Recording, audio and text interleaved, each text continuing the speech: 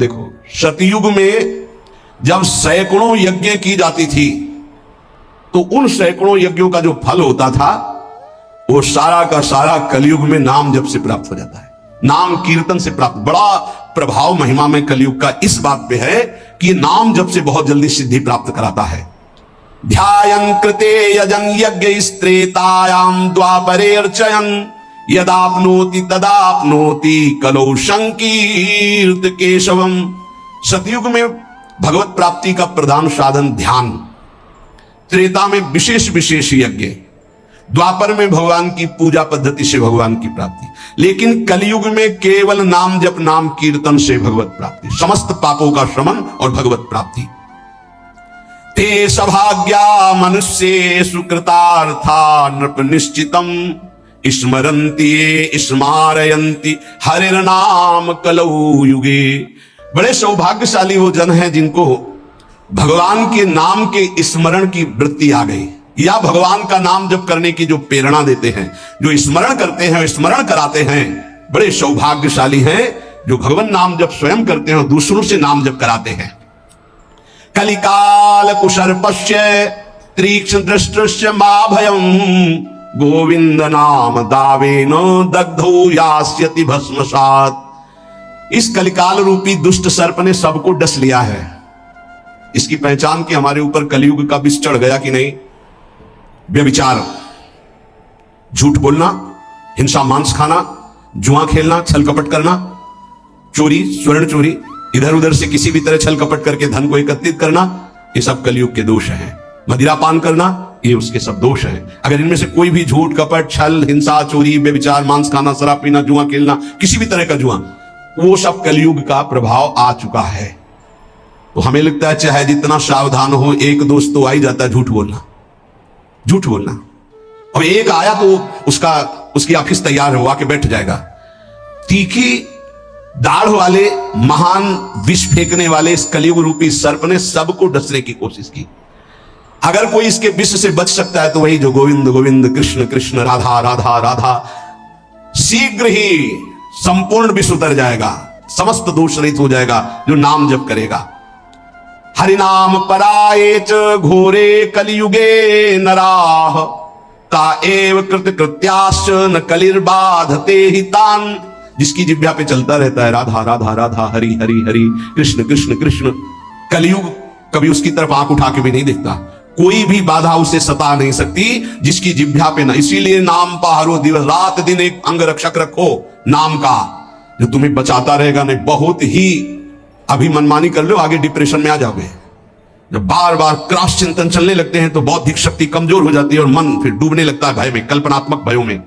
बहुत सावधान, नाम चलाओ, नाम बार बार नाम के द्वारा चिंतन को, जो बार बार संसार के भोगों में, जिसे वो अंग्रेजी से एक भाई कह रहे थे ओवर थिंकिंग, बार बार इसे काटो नाम से, नहीं पहुंचा देगी वहीं पहुंचा देगी।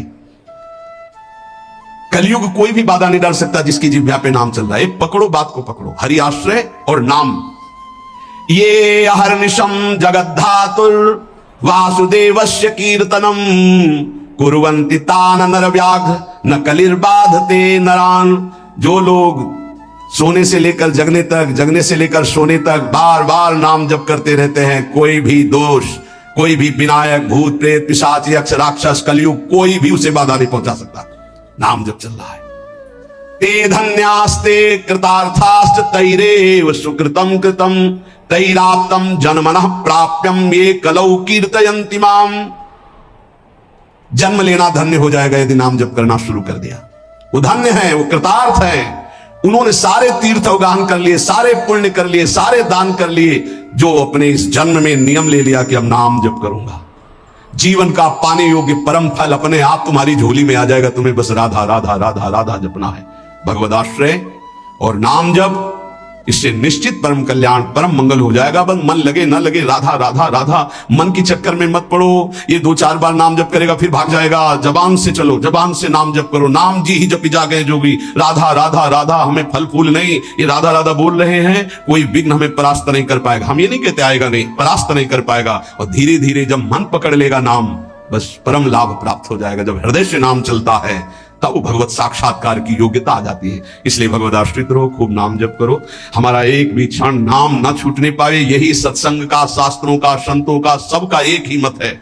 ऐसा कोई सत्संग कान में न पड़े जिससे नाम जप की, प्रभु की आराधना की वृत्ति में शिथिलता आवे। इसलिए बहुत सावधान रहिए। शिष्य, बाण में उतना कष्ट नहीं होता जितना वाणी से वेदने, प्रियजनों के द्वारा कर्कश कठोर वचन बोल दे। प्रियजन इसलिए कि जो बाहरी है तो उस पर विचार होता है कि कोई, लेकिन प्रियजनों के द्वारा जब कठोर वचन बोले जाते हैं तो हृदय में बड़ी व्यथा होती है। वाणी बहुत संभाल के, अगर कर्कश वचन बोलते हैं, झूठ बोलते हैं, पापाचरण की बातें करते हैं, तो फिर नाम परम पवित्र है, वो आपकी वाणी में टिकेगा नहीं, देख लेना।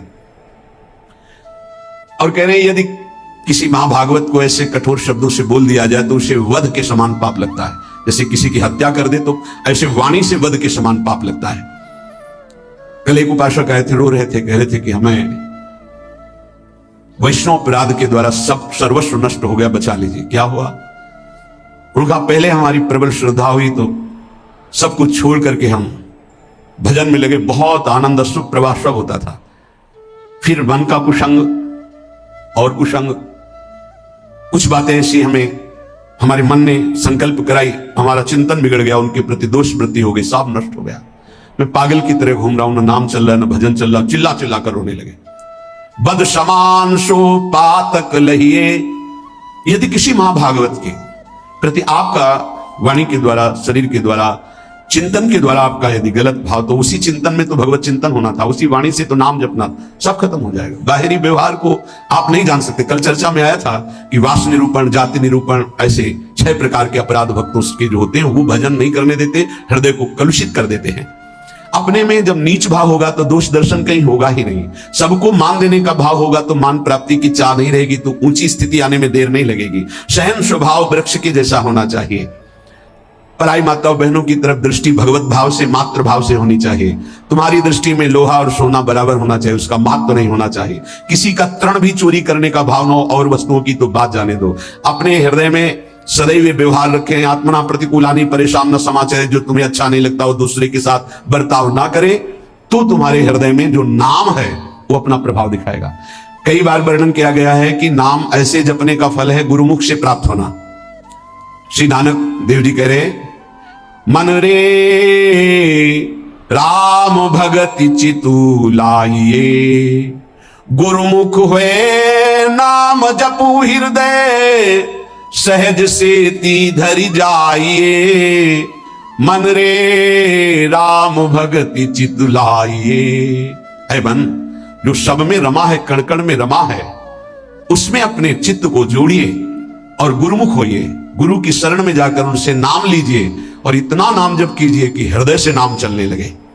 भरम भेद भव कबहु न छूटसी, आवत जात न जानी, बिनु हरि नाम को मुकुति न पावसी, डूबी मरे बिनु पानी। नानक देव जी कह रहे, ये माया का भ्रम, इसके द्वारा प्रकट किया हुआ भेद, ये किसी और साधन से नहीं छूटता है। ये आवागमन चक्र से मुक्ति नहीं मिलती है। जो निरंतर नाम जपना स्वीकार कर लिया वही इस माया चक्र से मुक्त हो जाता है। नहीं तो बिना पानी के डूब के मर गए। माया ने बिना पानी के डुबा के मार दिया। बिनु हरि नाम को मुकुति न पावसी, डूबी मरे बिनु पानी। धंधा करत सगल पति खोवसी, भरम न मिटसी गंवारा, बिनु गुरु शब्द मुकुत नहीं कवही, अंधले धंधु पसारा। अकल निरंजन शिव मनु मानिया, मन ही ते मनु मुआ, अंतर बाहर एको जानिया, नानक और न दुआ। कह रहे कि प्रयास तो तू कर रहा है सुख के लिए, लेकिन पूरी आयु गंवा दिया, कभी सुख नहीं मिला। खाली धंधा तुम्हारा चलता रहा, फल कुछ नहीं मिला। क्यों? बोले बिना गुरु के ये तुम्हारी दुर्दशा हो गई। यदि गुरु का वाणी जो शब्द है उसको पकड़ लिया होता तो तेरी अब तक मुक्ति हो गई होती। अरे अंधे, ये माया की धुंध ऐसी फैली हुई है, इससे निकल पाना बड़ा कठिन है। नाम का आश्रय ले ले, जो मायातीत है, निरंजन है, जो परम सत्य, वो तुम्हारे हृदय में बैठा हुआ है। यदि तू अपने हृदय में नाम चला ले तो तेरा परिचय बन जाएगा। ये अंतर और बाहर जिधर दृष्टि जाएगी वो एक ही दिखाई देगा। नानक साहब कह रहे कोई दूजा नहीं है देखा है, जो बाहर है वही अंतर, जो अंतर वही बाहर है। पर नाम गुरु प्रताप से प्राप्त नाम, प्रभु का नाम और प्रभु अभिन्न रूप है। जैसे प्रभु में अनंत शक्ति है, ऐसे नाम में अनंत शक्ति है। जैसे प्रभु महान ऐश्वर्य वैभव संपन्न है, ऐसे नाम महान ऐश्वर्य वैभव संपन्न है। यदि किसी सम्राट के महान वैभव खजाने में असंख्य धन हो और आपको पता ना चले और आप उसी के पास रहते हो और एक एक रुपए मांगते हो, फुटपाथ में खड़े हुए, पास में खजाना जमा है, किसी वैभवशाली सम्राट का खजाना है, वो भी छोड़े हुए, कोई भी ले सकता है, पर पता ही नहीं कि इसके अंदर खजाना है और वही खड़े फुटपाथ में एक एक रुपया मांग रहा है। ऐसे ही भगवान ने अपना सारा खजाना नाम में रख के छोड़ दिया। नाम रूपी खजाने में भगवान की अनंत शक्ति, अनंत वैभव ऐश्वर्य छुपा हुआ है। पर ये जीव माया के फुटपाथ में खड़ा होकर वासनाओं की भीख मांग रहा है और सच्चिदानंद सुख भरा हुआ नाम का खजाना पास है। अगर उसका परिचय कर ले, राधा राधा राधा, कृष्ण कृष्ण कृष्ण, हरि हरि हरि, वो माला माल हो जाए। जैसे भगवान में अनंत गुण है, ऐसे नाम में अनंत गुण है। नाम जपोगे वो सब अनंत गुण आपके अंदर प्रकाशित हो जाएंगे। जैसे भगवान को मंगल भवन कहा गया, ऐसे नाम को मंगल भवन कहा गया। नाम जपत मंगल दिशि दसहु, जैसे भगवान के लिए कहा गया मंगल भवन अमंगलहारी, तो नाम जपत, जहां हमारे जिह्वा पे नाम, सारे अमंगल नष्ट हो जाएंगे। मंगल दिशि दसहु, दसों दिशाओं में कहीं भी हो, नाम चल रहा है, मंगल ही होगा। ये नाम रूपी अमृत का त्याग कर, ये जो हम लोग विषय रूपी विष पी रहे हैं, इसलिए हमारी दुर्गति हो रही है। अतएव बुद्धिमान मनुष्य से ये प्रार्थना है, बुद्धिमान इसलिए कि वही बुद्धिमान जो हमारी प्रार्थना सुनेगा। ये जीवन पुरुषार्थ करने के लिए मिला है। पुरुषार्थ है एक बात का, जिह्वा पे नाम और शरीर से जो आपका कर्तव्य है वो कर्तव्य कीजिए। लेकिन जीवन जीने के लिए कर्तव्य होता है और जीवन की पूर्णता के लिए नाम होता है। अगर जीने के लिए ही केवल कर रहे हो और जो मिला उससे जी रहे हो, तो जी किसके लिए रहे हो? बस ये अधूरी बात पूरी कर लो। अपने कर्तव्य का पालन और भगवान नाम जिह्वा पे। अगर आदर सहित कहीं तुम नाम जप करने लगे तो आप जान लीजिए कि अब आपका निश्चित उद्धार हो जाएगा। कोई भी दुख आपको फंसा नहीं पाएगा। जब तक तुम्हारे अंदर नाम के प्रति भाव नहीं आ रहा है, तभी तक ये आपत्ति विपत्तियां आपको घेरे हुई हैं। आपत्ति विपत्तियों में फंसकर हम जिससे आपत्ति विपत्तियां आ रही वही पाप कर्म और करते जाते हैं। और जबकि आपत्ति विपत्ति के नाश का उपाय हरि स्मृति सर्व विपद विमोक्षणम। यदि हम हरि का स्मरण करने लगे तो हर विपत्ति से लड़ सकते हैं, हर आपत्ति से हम लड़कर निकल सकते हैं। लेकिन हमारे द्वारा आपत्ति विपत्ति आने पर और पाप कर्म होने लगते हैं, जिससे और दुख में डूब जाए। मूर्खता हमारी बुद्धि में बैठ गई है। जब तक प्रभु का नाम जपने की बात आप अपने हृदय में नहीं लाते, तब तक अन्य कोई साधन आपको दुखों से नहीं बचा सकता। पक्का मानो, ये किसी पक्षपात की बात नहीं है।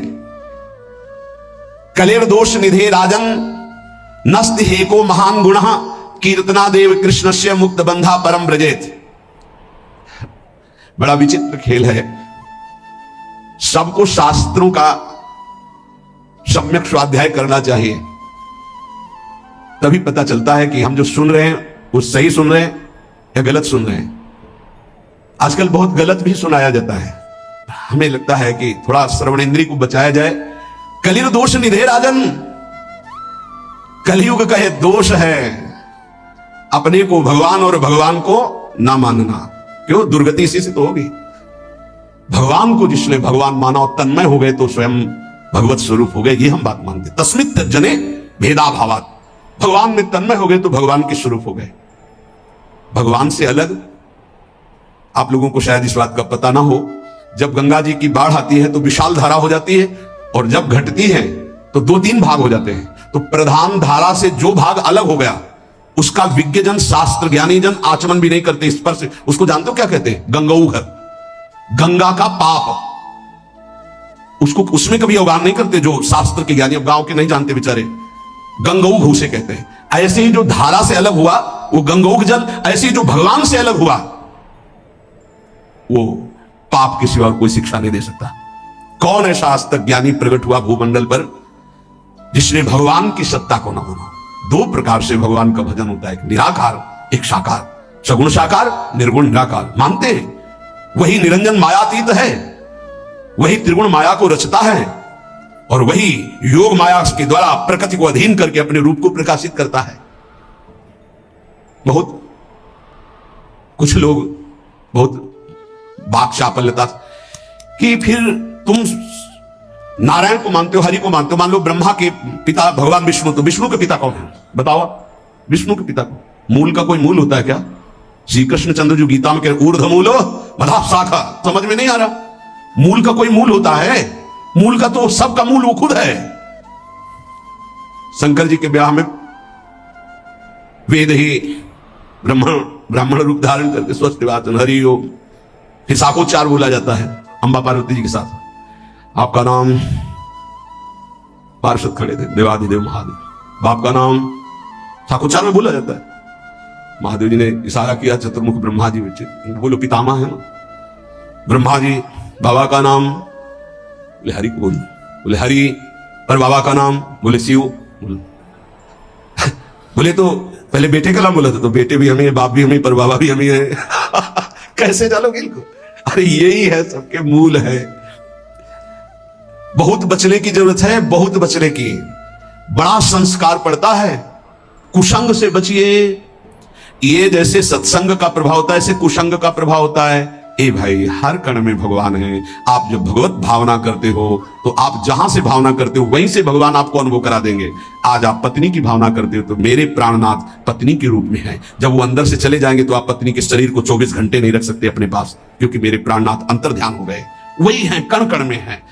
बस हमें लगता है कि सत्संग की आड़ में कुसंग जो होता है उससे बचना चाहिए। श्री सुखदेव जी से बड़ा कोई ज्ञानी है जिन्होंने बरहापीडम नटवर बपुः कर्णयो कर्णिकारम बिभ्रतवासा कनक कपिशम वैजयंतीम चमालम गंधान मेणोरधर सुधया पूरयन गोप वृंदैर, जो ये शोभा सुन करके 18,000 श्लोक, जो अपने ब्रह्म स्वरूप पिता भगवान व्यासदेव के पुकारने पर पीछे नहीं मुड़े और श्लोक सुनने पर उन्हीं के चरणों में बैठकर 18,000 श्लोक सुने, वो श्री कृष्ण क्या है? आद्य गुरु भगवान शंकराचार्य जी के ध्यान का विषय गोप मंडली में विराजमान श्री कृष्ण। आप देखो उनके स्तोत्र पढ़कर। अरे वो जब राजा के यहां शरीर में प्रवेश करके और यह अनुभव करना चाहते थे काम सुख का कि कौन श्रेष्ठ है, जब प्रयाग में प्रश्न हुआ था, तब मोह मुदगल स्तोत्र की पहले रचना की थी कि ऐसा ना हो कि उस शरीर में जाकर आसक्त हो जाए। इसलिए भज गोविंदम गोविंदम भजो मूढ़। समझ में नहीं आता कौन सा ज्ञान आजकल प्रकट होता है कि भगवान को भगवान मानने में। बहुत विचित्र है, बहुत विचित्र। बहुत बच के रहना। श्रवणेन्द्री को कलेर दोष निधे राजन नस्ते हे क्रो महान गुण, इसमें सब दोष ही दोष का आपको मेला मिलेगा। महान गुण एक है, श्री कृष्ण कीर्तनस्य, नाम कीर्तन, नाम जप अगर नहीं है तो बुद्धि को शुद्ध करना। कौन ऐसा है जो पर ब्रह्म परमात्मा तत्व भगवान श्री राम श्री कृष्ण भगवान श्री शिव को नहीं जानता है? कौन ऐसा ज्ञानी आज तक हुआ? हमें तो ऐसा नहीं मिली। तदात्म भाव से ज्ञान में जो कहा जाता है मैं ही ब्रह्म, ये भी भक्ति है।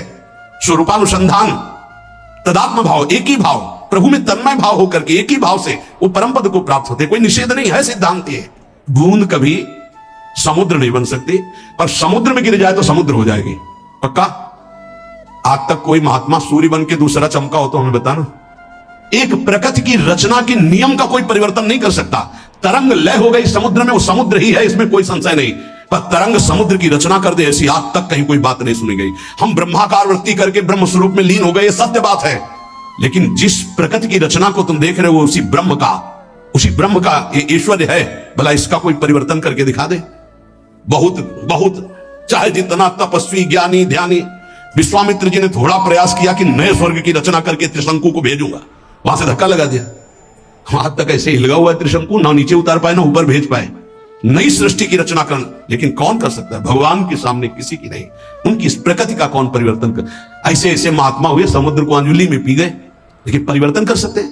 रात दिन पूरी प्रकृति का परिवर्तन है। उस ब्रह्म का चिंतन करके उसमें लीन हुआ जाता है। इसका मतलब नहीं कि मैं ब्रह्म हूं और सब निंदा स्तुति करके भगवत विग्रहों की, भगवत अवतारों की, इनकी, ऐसा नहीं कि भगवत अवतार का उपासना करने वाला निराकार तत्व को नहीं जानता है, ऐसा ना समझा जाए। गोपीजन महाप्रेम स्थिति में है। इनसे बड़ा प्रेमी कौन होगा सगुण साकार का? सगुण साकार का इनसे बड़ा प्रेमी कौन होगा? यथा ब्रज गोपिका नाम।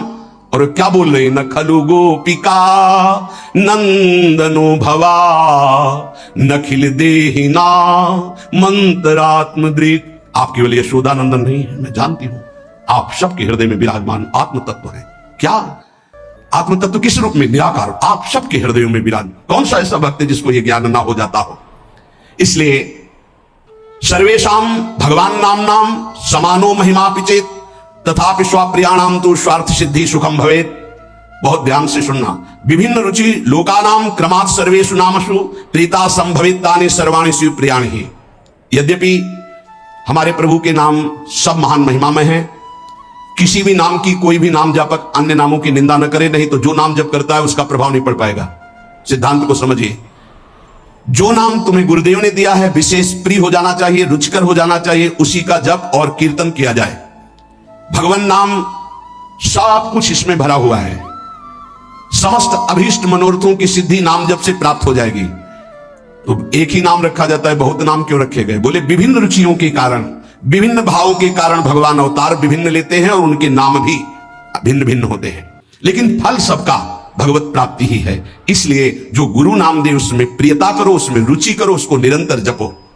यदभ्यर्च हरिम भक्त्या कृते कृतुषु तैरपि फलम प्राप्नोत्य विकलम कलौ गोविंद कीर्तनात्। सबसे पहले भक्तराज प्रहलाद जी का नाम, क्योंकि 5 वर्ष की अवस्था में निष्काम धर्म की चरम सीमा में आश्रय की भारी स्थिति में प्रहलाद जी को पाया गया।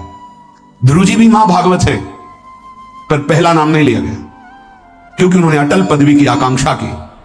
निष्काम धर्म की चरम अवस्था प्रहलाद जी की, नरसिंह भगवान प्रकट हुए और पूरी लीला करने के बाद प्रहलाद जी को गोद में बैठाल के कहते, मेरी आज्ञा है, आप वरदान मांगो।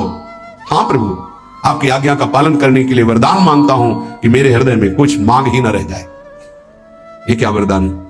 मेरे हृदय में कुछ मांग ही न, आपको पाने के बाद अब क्या मांगू, क्या पाऊं? आश्रय, दृढ़ आश्रय। ये देहाभिमानी की समझ में नहीं आएगा। भगवत आश्रय, हृदय से आर्त भाव से जितनी दिव्यता वो सब आश्रय में विराजमान रहती है। इसलिए नाम आश्रय, धाम आश्रय, रूप आश्रय, लीला आश्रय, ये सब उसी परम आश्रय के खंभे हैं जिनके ऊपर प्रेम महल बनता है। इसी प्रेम महल में अद्भुत विलास और उसी में आपका प्रवेश, प्रेम विलास में। नाम रूप लीला धाम ये महल के खंभे हैं, प्रेम महल के। और आश्रय, दृढ़ आश्रय आराध्य देव का। कैसा दृढ़ आश्रय? यह जोरी अविचल वृंदावन नाहिन आन सुकाज, नाहिन आन सुकाज। मेरे प्रिया प्रीतम, हमारे माई श्यामाजू को राज। देखो आश्रय, मेरे प्राणनाथ श्री श्यामा शपथ करो तृण छिए, कसम खा के कहता हूं, हृदय में केवल श्यामाजू का आश्रय। आचार्य चरण कह रहे, मेरी महारानी श्री राधा रानी जाके बल में सब सो तोरी, नाहि नान सुकाज, शपथ करो तृण छिए, सब सो तोरी, लोक वेद कुल कानी, मेरी महारानी श्री राधा रानी। ये महान पुरुषों ने आश्रय को अपने हृदय की कृपा करके परिचय दिया, तब समझ। आश्रय सच्ची कहते हैं, आश्रय एकमात्र आश्रय। नहीं ऐसी धूल भरी आंधी कि तुम समझे नहीं पाओगे कि साधन कर रहे हो कि असाधन कर रहे हो। बहुत सावधानी की जरूरत है, क्योंकि चित्त द्रवित हो जाता है। द्रवित चित्त में जो भी संस्कार डालोगे बहुत जोर के होते हैं। जैसे मोम को पिघला दिया जाए, फिर उसमें जो छाप लगाई जाए वो बहुत जोर की लग जाएगी। चढ़ के मैन तुरंग पर चलिबो पावक माही, प्रेम पंथ अति कठिन है सबको निबहत नाही। जैसे मोम के घोड़े पर बैठकर आग से निकलना हो तो कैसा खतरनाक खेल है, ऐसे द्रवित हृदय से विषयों को पार करना है।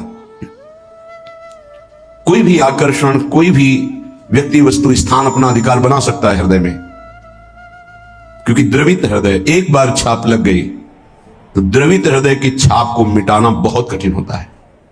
इसीलिए उपासक को जब वो असावधान होकर विषय में फंस जाता है तो बहुत ही आसक्त चित्त पाया जाता है, क्योंकि निर्मल द्रवित हृदय का सीधे हृदय से प्यार करता है, वस्तु से, व्यक्ति से, स्थान से। नहीं तो हिरण कोई प्यार की वस्तु जिस प्रेम के कारण अपनी रानियों का, पुत्रों का, राज्य का, समाज का त्याग कर दिया, उस प्रेम के आगे हिरण क्या चीज था।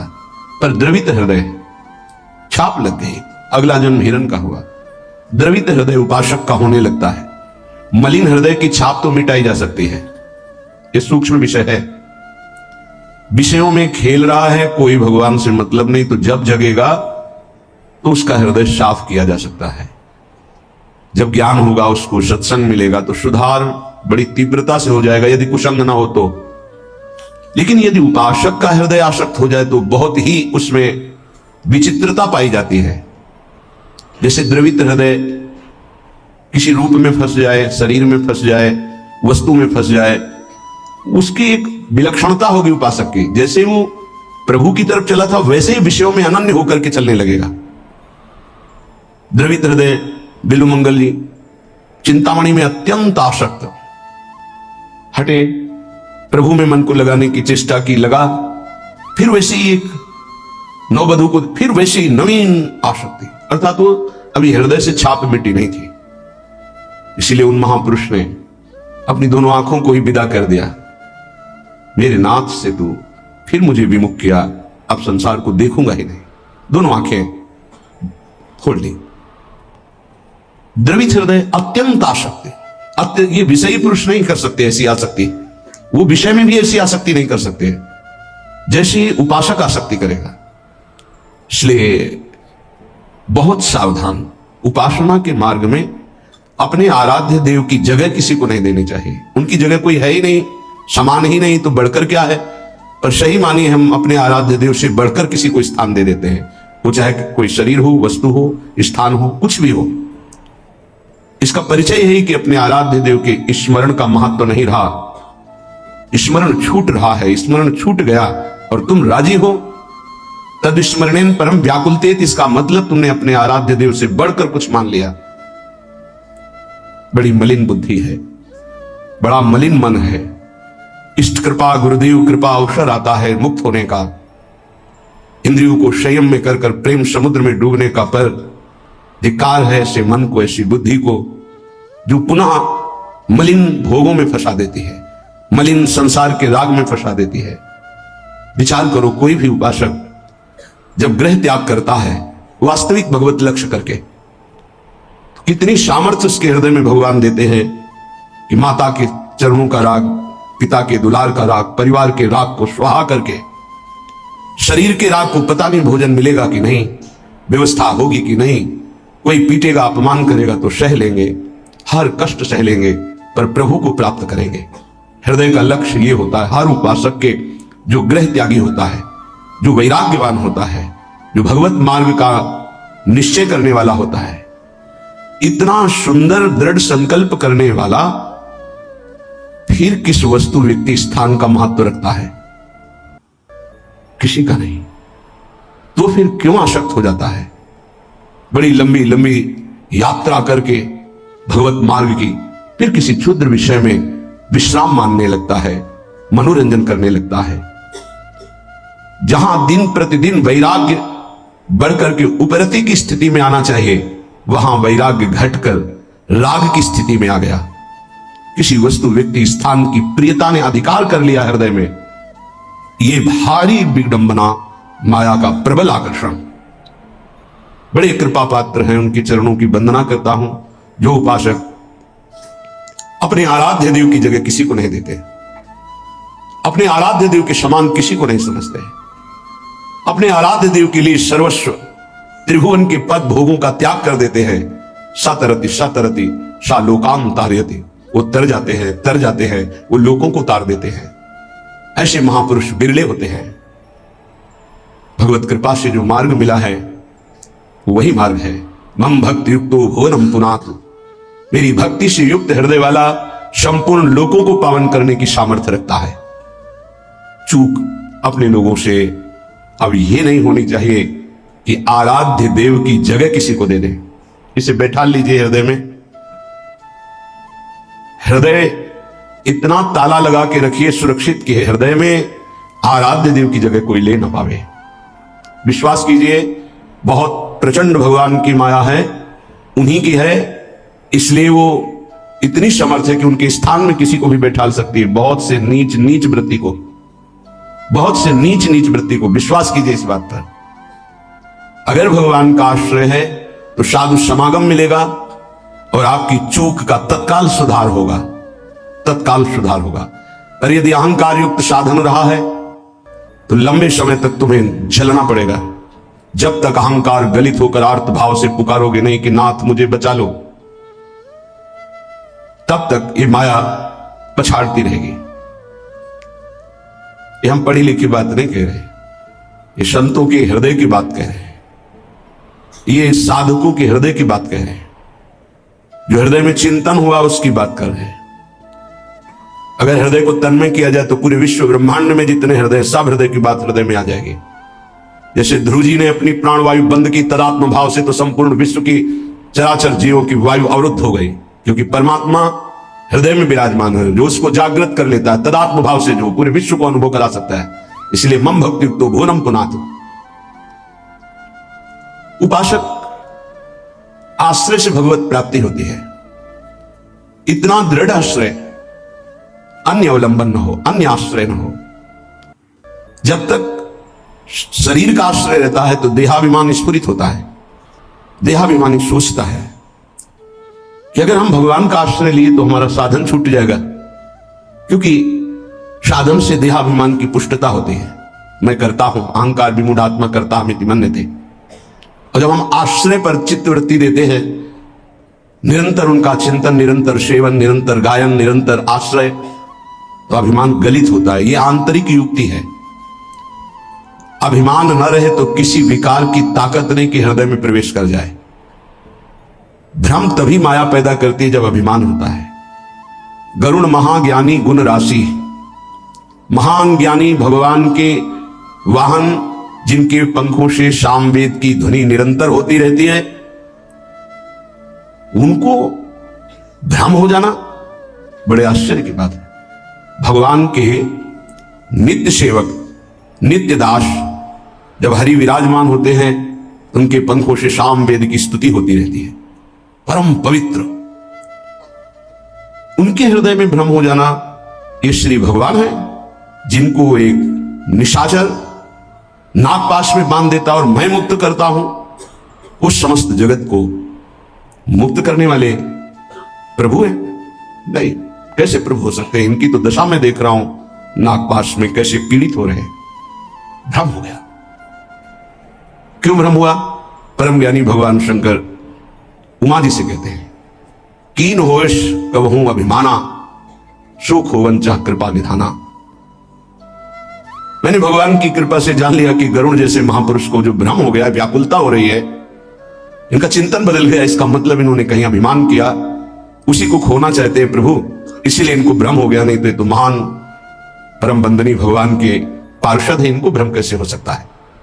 सोचो, इतनी ऊंचाई तक माया अपना दांव चाल चल सकती, तो हम आप क्या चीज हैं?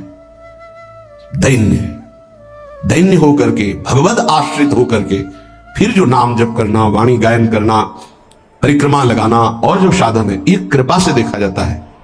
इसमें अहम नहीं होता, मैंने किया, मैं ऐसा नियम लिए हूं, मैं ऐसा संकल्प किए हूं, मैं करता हूं। नहीं, मेरे स्वामी, मेरे आराध्य देव मुझसे नाम जपवा रहे, परिक्रमा लगवा रहे, धाम वास करवा रहे, सिर्फ किंचन मात्र अहम नहीं। जब अपने में गुणों का चिंतन हो और दूसरों में कमी का चिंतन हो तो जान लेना चाहिए पतन का अवसर आ गया है।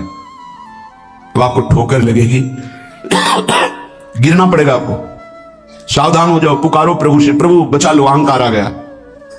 बहुत घातक, बहुत घातक। अपने में गुण का चिंतन होने लगे, दूसरे में कमी का चिंतन होने लगे, तत्काल अपने आराध्य देव को पुकारो, आश्रयदाता को, नाथ बचा लो, अहंकार आ गया।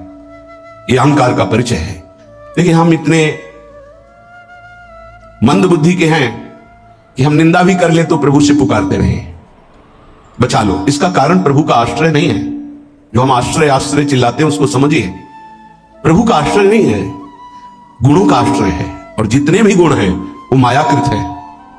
गुण मानी संसार और सकल गुण प्रीत बिनु, बहुत धरत सिर भार, श्री हरिवंश कृपा बिना। बिना आचार्य कृपा के, गुरु कृपा के, गुणाभिमान हृदय में होता, उसी का संसार सम्मान करता है। तो बोले प्रीति के बिना सब व्यर्थ है। आश्रय से प्रीति होती, प्रीति से दृढ़ आश्रय होता है। उपासक हृदय में देखता रहे कि जिनके हम आश्रित हैं उससे बढ़कर कोई ना हो, तो पड़े रहोगे तो भगवत प्राप्ति हो जाएगी। हमारे शब्द को बहुत बिना किसी तर्क के, क्यों में के इसे स्वीकार कर लो। यदि आश्रय दृढ़ है हरि का, एक ही उपाय से माया से मुक्त होने की बात भगवान ने कही, मामेव ये प्रपद्यन्ते माया मेताम तरन्तिते। इसमें कोई दूसरा शब्द नहीं बोला।